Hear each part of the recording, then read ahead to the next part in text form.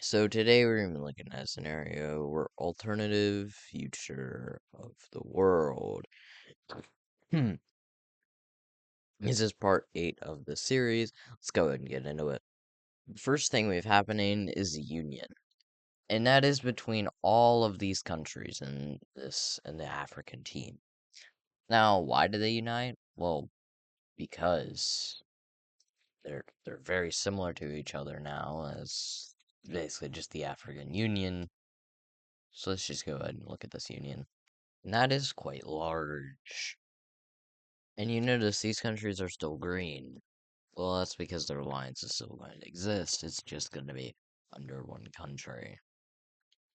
And they're going to invite some countries into this, notably Saudi Arabia, Kuwait, Qatar, Bahrain, Oman, and the UAE. I don't know why I forgot their names. But yeah, they're going to go ahead and all of those countries are going to go ahead and join. Egypt is still not invited as they've done some bad things to Africa.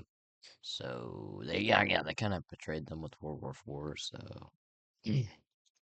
yeah, um, as you can see, with World War IV was still a Western victory, but we'll see some things change over here eventually. But yeah, and we have a new Eastern Alliance pop up. If I can get it the right color here, let's make it this. And all the countries that are not in alliance so far are going to join it to start World War V. Notice how I said things will change very soon.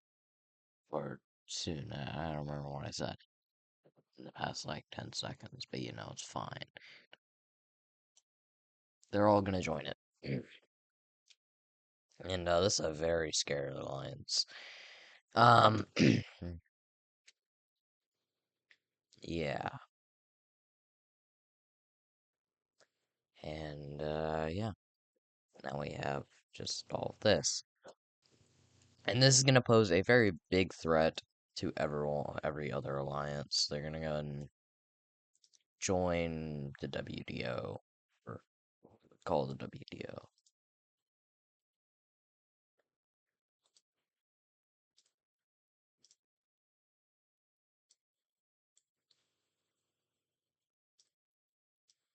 So there and there. WDO, I won't call it the WDO, because that alliance disbanded a long time ago in this series, but still here.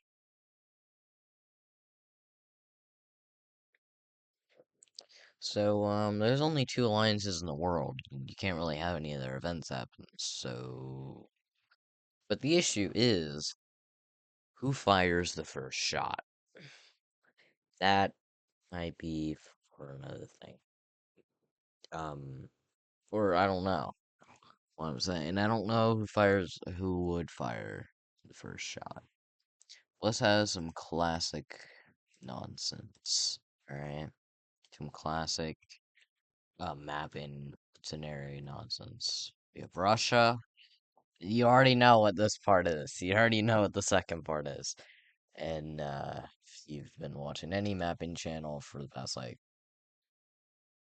few years, you already know.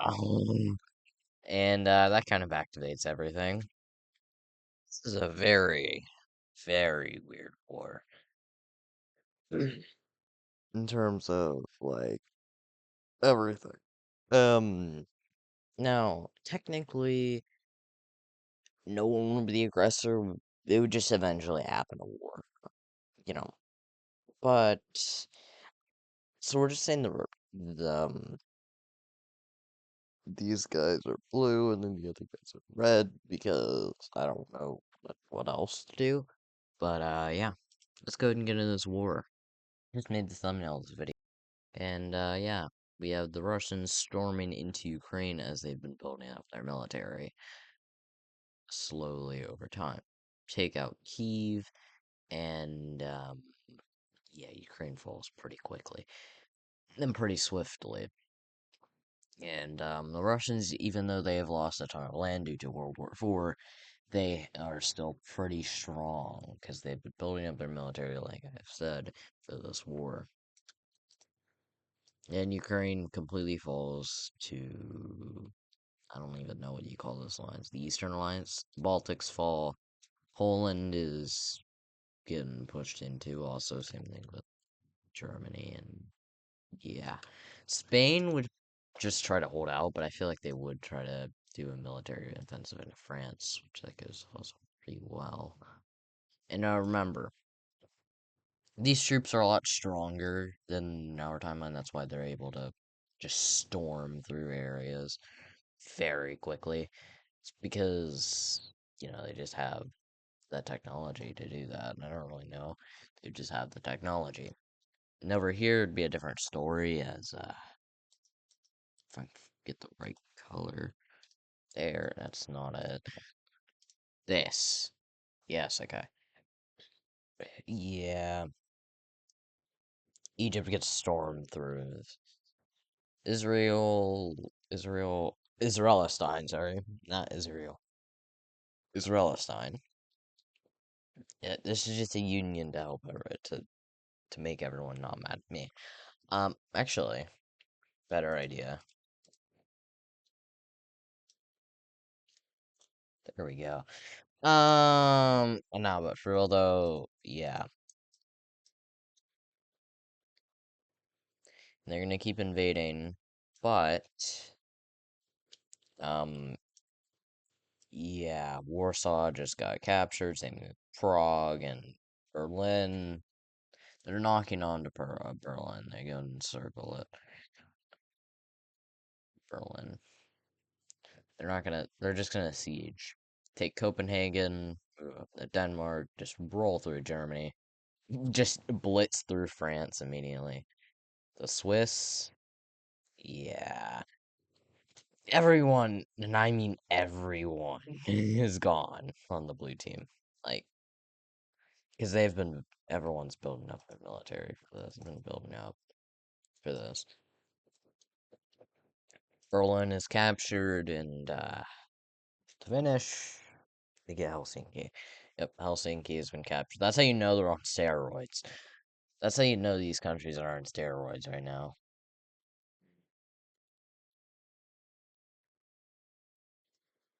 That's how you know they're on steroids. All right, they just took Minecraft country's capital. Rip Minecraft in the chat. No, I'm kidding. Anyways, Minecraft would be like just gone by now. Yeah, yeah, nothing's looking good for Europe, and also East Asia. Do I even have to explain why this would be completely red? Um, you literally like the West versus the East in this scenario. East would win. East would win because they have a lot of more territory under their hands.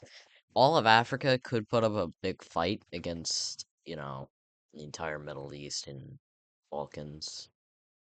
They could put up a fight, but ultimately would fall. The British, yep, Iceland, Greenland. Oh, I said Greenland.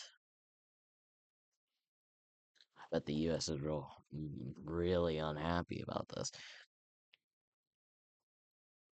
But Alaska is turned communist. I mean, what? And now there's communist rebels in America. And these communist rebels are, for some reason, really strong for some reason. I wonder why. And, yep, these ideals spread everywhere in America. As America is being squeezed out, the communist and just the East, they're gonna do one last hurrah. And that hurrah is break the UN's promise of no nukes. they're gonna. Oh wait, by the way, by this point, I will tell you. By this point, Africa would have been just yeah, it would have been all red. By this point, but America's gonna fire some nukes. How many? Enough to blow up, make the entire world uninhabitable. And everyone left in America, this little pocket, has been evacuated.